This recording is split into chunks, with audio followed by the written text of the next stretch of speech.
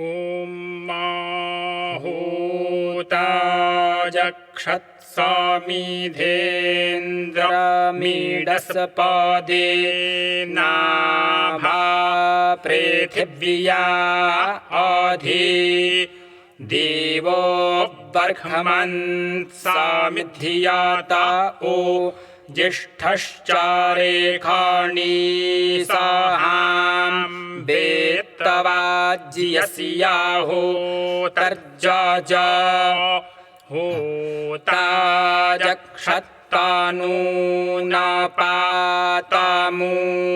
होताजक्षत्तानूनापातामूतिभृज्येता रमपराजितं मा इन्दरं देवगुसवर्भिदं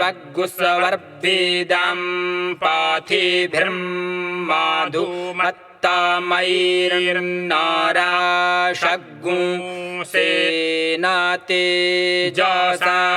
वेत्तवाज्यस्याहो तर्जाजा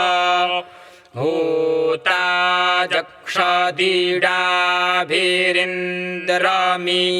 दीतमाजुभ्भानाममर्त्याम्मा देवो देवैः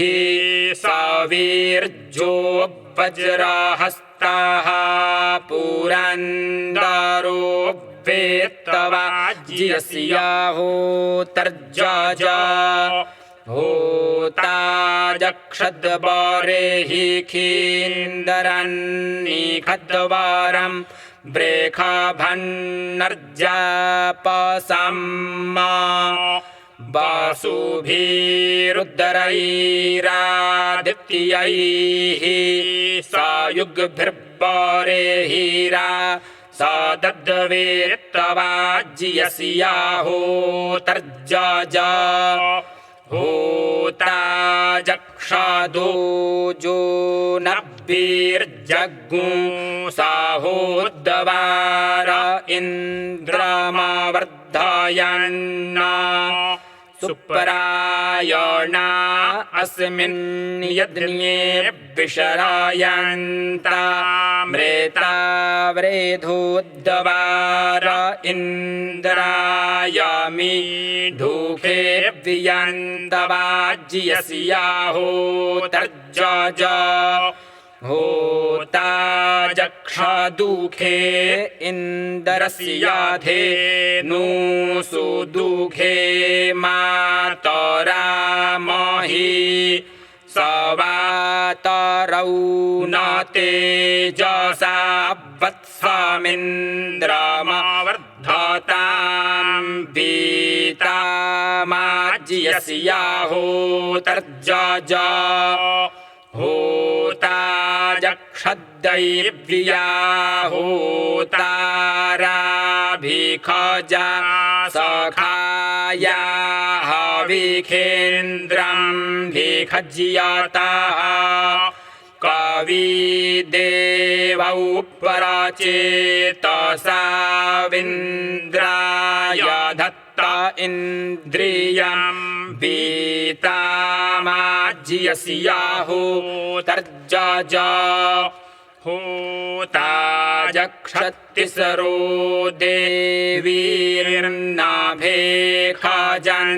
देवीर्नाभेखजन्त्रायस्त्रिधा तावोपास इडा सरस्वती भारती महीः इन्द्रपत्नीरेहाविखमतिर्व्यन्तवाज्यस्याहो तर्जाजा होताजक्षत्वष्टारमिन्द्रं देवं भिखजग्गुंसूयजङ्घ्रेतश्रियम्मा पुरुरूपग्गुंसूरेतासम्माघो नामिन्द्रायत्वष्टा दधादिन्द्रियाणि वेत्तवाज्यस्याहो तर्जाजा होता जक्षद्वानसपातिगुंशामिता रग्गुंशातकरातुन्धियो जोष्टारमिन्द्रियाम्मा मध्वासामञ्जन्पथिभिः सुगेभिः सवदाति जदन्यं मधुना घृतेन वेत्तवाज्यस्याहोतर्जज होता जक्षादिन्दरग्गुसवाहाज्यस्य स्वाहा मेदसाः स्वाहास्तोका नाग्गुसवाहा स्वाहा कृति नाग्गुसवाहा हव्यासूक्तीनाम् स्वाहा देवा आज्यपाजुखाणा इन्द्र आज्यस्य व्यन्तुः तर्जज देवं बर्हिरिन्द्रग्गुंसु देवन् देवैर्वीरवत्स्तीर्णं वेद्यामवर्धयत वस्तुर्भृतं पराक्तुर्भृतग्गुराया बर्हिखमतोत्यगाद्वासु वने वासुधे यस्य वेतु जज देवीर्द्वार इन्द्रग्गुंसङ्घा ते विड्वीर्जामन्नवर्धयन् आवत्सेन तरुणेन कुमारेण च मीवता पार्वाणग्गुरेणुककाटन्नुदन्तां वसुवने वसुधेयस्य व्यन्तु जज देवी उखासानक्तेन्द्रञ्जद्न्ये परायति यव्येताम्मा दैवीर्विषाः पराया शिष्टाग्गुंसुप्रीते सुधीते वासुवने वासुधेयस्य यव्येताञ्जज देवी जोष्टरी वासुधीति देवामिन्द्रमवर्धताम्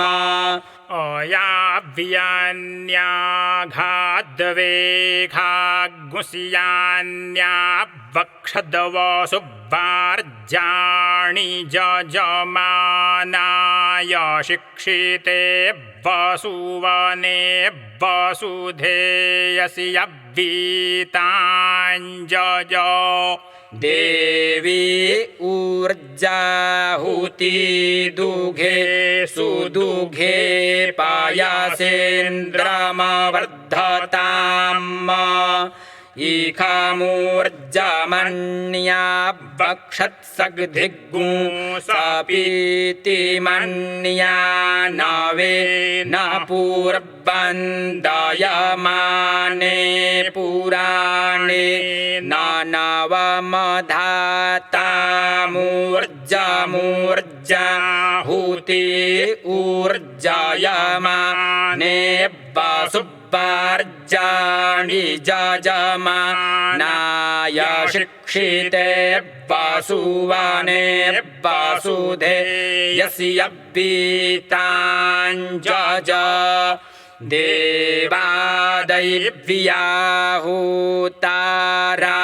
देवामिन्द्रमवर्धताम्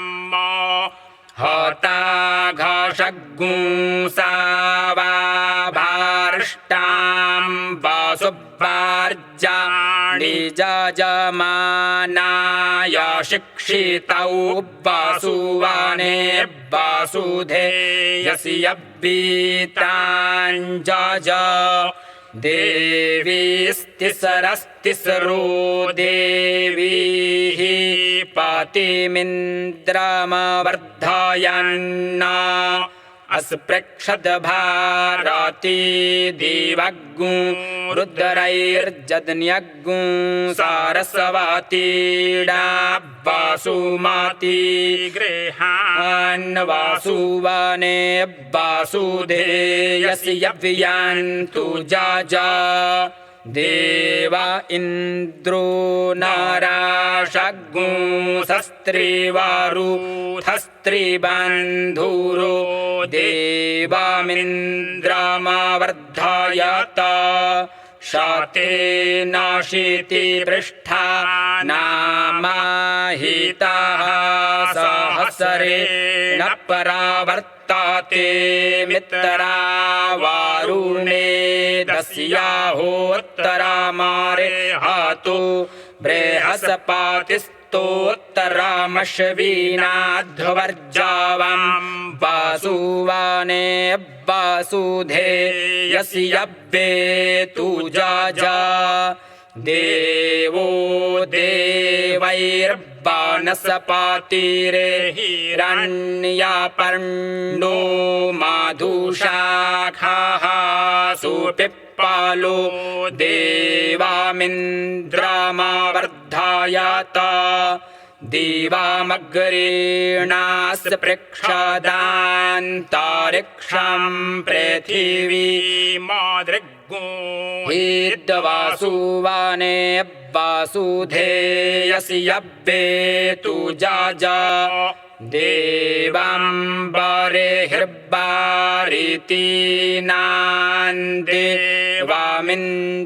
देवाम्बरेर्बारितीनान्देवामिन्द्रमवर्धयत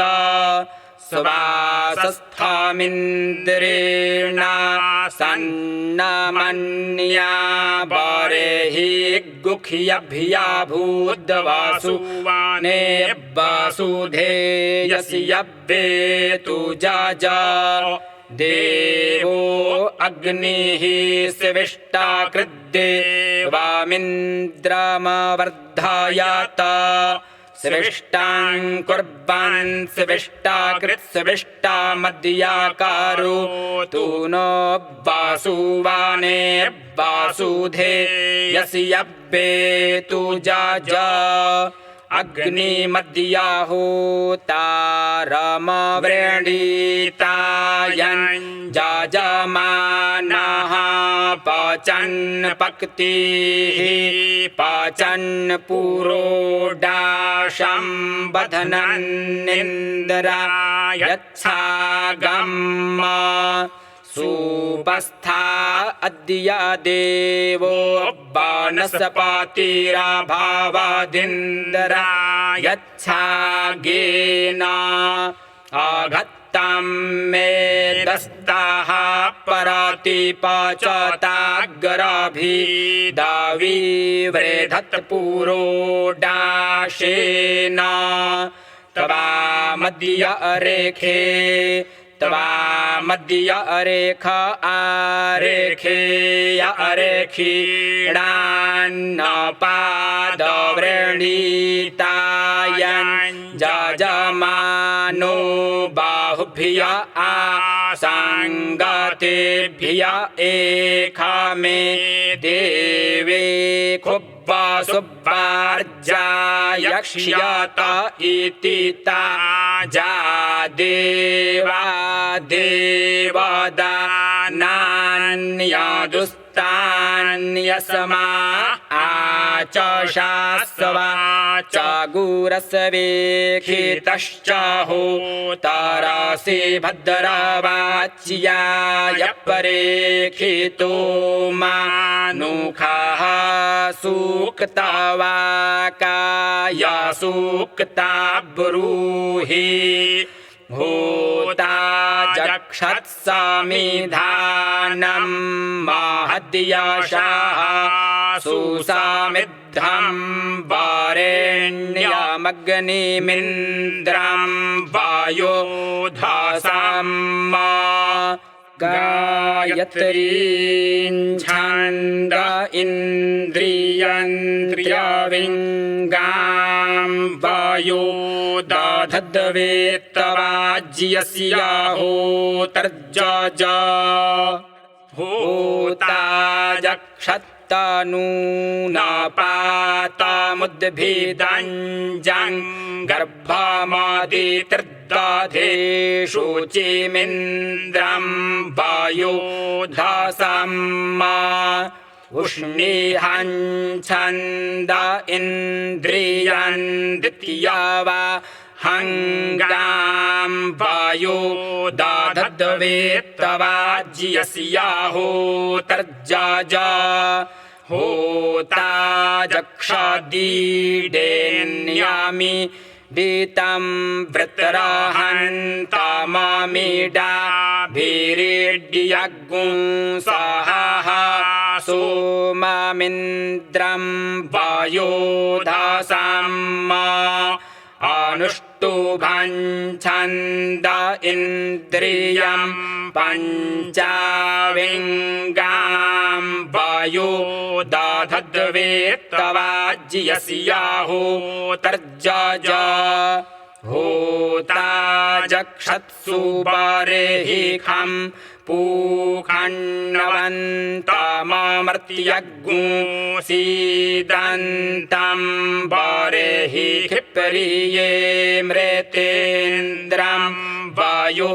धासम्मा बृहतीञ्छन्द इन्द्रियन् त्रिवत्सङ्गां वायो दधद्वेत्तवाज्यस्याहोतर्जाजा होताजक्षद्व्यचसवतीः सुप्रायणा अरेता वृधोद्वारो देवीर्हिरण्यायैर्ब्रह्माणमिन्द्रं वायो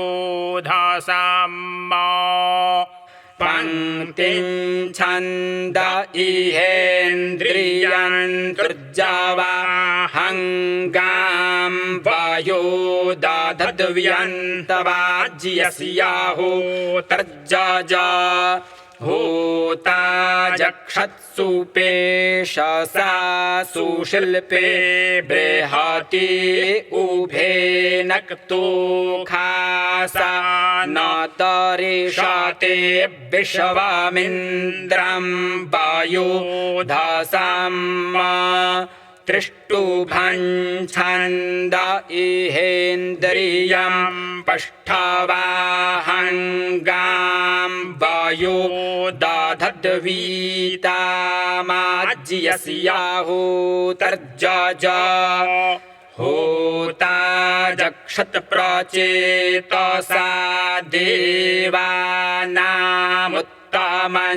देवानामुत्तमञ्जषोः तारादैव्या कविसायुजेन्द्रं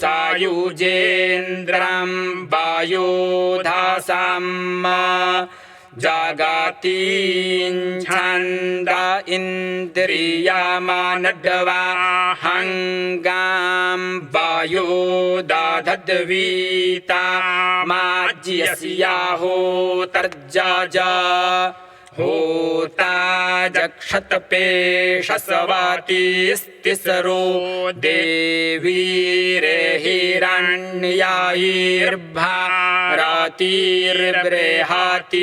देवीर्हिरण्यायैर्भारतीर्बृहतीर्माहिः पातिमिन्द्रं वायो धासम्मा विराजञ्छन्द इहेन्द्रियन्धे नुङ्गान्नवायो दधद्व्यन्तवाज्यस्याहोतर्जाजा होताजक्षत्सूरेतसन्दवष्टारं पुष्टिवर्धनगुरूपाणि बिभ्रतं पृथक् पुष्टिमिन्द्रं वायो धासम्मा द्विपदञ्छन्द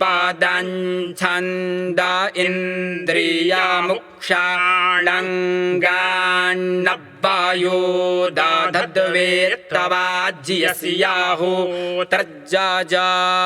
होता जक्षद्वानस्पतिग्गुं शामिता रग्गुं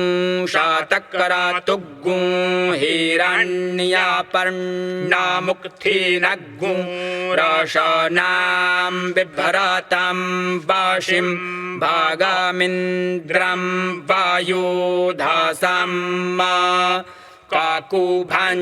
छन्द इहेन्द्रियं वशां वेहतङ्गां वायो दधद्वेत्तवाज्यस्याहोतर्जजा होता जक्षत्स्वाहा कृतिरग्निं गृहपतिं प्रेथगवारुणं भेखजं कविं क्षतरामिन्द्रं वायुधासं अतिच्छन्द संच्छन्द इन्द्रियं बृहद्रेखभङ्गां वायो दधद्व्यन्तवाज्यस्याहोतर्जजा देवं बर्हिर्वायुधासन् देवामिन्द्रमवर्धयत गायत्र्याच्छन्दसेन्द्रियं चक्षुरिन्द्रिर्वायो दधद्वसुवने वसुधेयस्यव्येतु जजा देवीर्द्वारो धासग्गुं शुचिमिन्द्रमवर्धयन्ना उष्णीहाच्छन्दसेन्द्रियं प्राणमिन्द्रिर्वायो दधद्वसुवने वसुधेयस्यव्यन्तु जजा देवी उखासानक्ता देवामिन्द्रं वायो धासन् देवी देवमवर्धताम् अनुष्टुभाच्छन्दसेन्द्रियं बलमिन्द्रिर्वायो दधद्वसुवने वसुधेयस्यव्येतां जजा देवी जोष्टरी वासुधीति देवामिन्द्रं वायो धासन् देवी देवमवर्धताम् बृहत्याच्छन्दसेन्द्रियगुषरोत्तरामिन्द्रिर्वायो दधद्वसुवने वसुधेयस्यव्येतां जजा देवी ऊर्जाहुति दुघे सुदुघे पायासेन्द्रं वायो धासन् देवी देवमवर्धताम् पङ्क्त्याच्छन्दसेन्द्रियगुं शुक्रमिन्द्रिर्वायो दधद्वसुवने वसुधेयस्यव्येतां जजा देवादैव्याहुतारा देवामिन्द्रं वायो धासन् देवौ देवमवर्धताम् त्रिष्टुभाच्छन्दसेन्द्रियं त्विखिमिन्द्रिर्वायो दधद्वसुवने वसुधेयस्यव्येतां जजा देवीस्तिसरस्तिसरो देवीर्वायो धासं पातिमिन्द्रमवर्धयन्ना जगत्याच्छन्दसेन्द्रियगुं सुखमिन्द्रियवायो दधद्वासुवाने वासुधेयसि यव्यन्तु जा देवो नाराशगुंसो देवामिन्द्रं वायो धासन देवो देवामावर्धयत विराजाच्छन्दसेन्द्रियगुं रूपमिन्द्रियवायो दधद्वासुवाने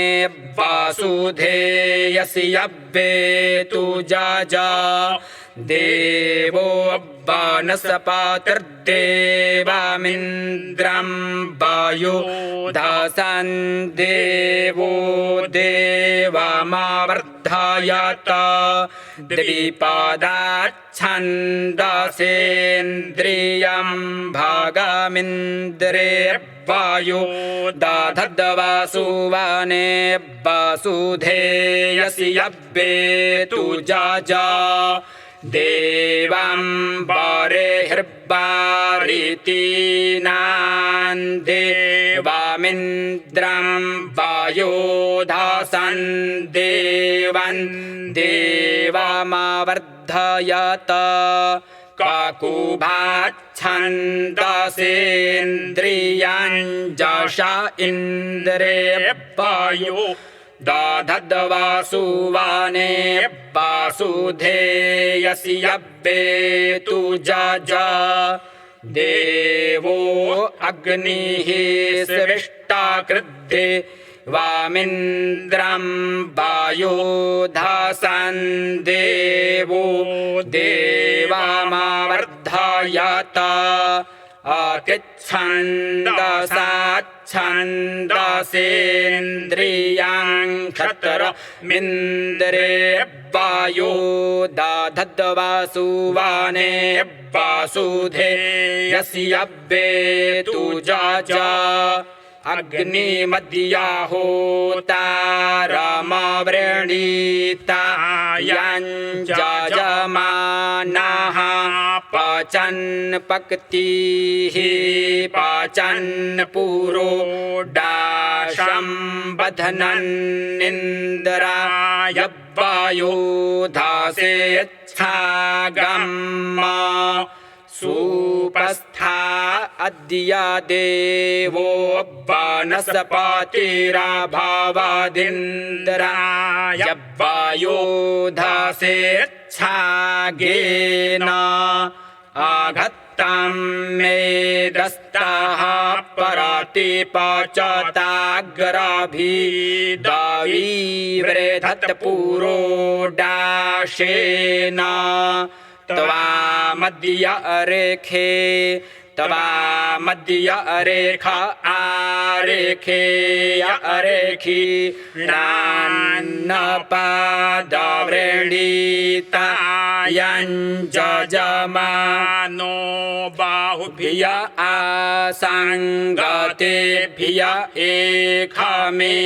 देवे खुब्बसुब्बार्जायक्ष्यत इति ताजा देवा देवदानान्यदुस्तान्यसमा आचषस्वा च गुरस्वेखितश्च होतारसि भद्रवाच्या यपरेखितो मानुखः सूक्तवाकाय सूक्ता ब्रूहि।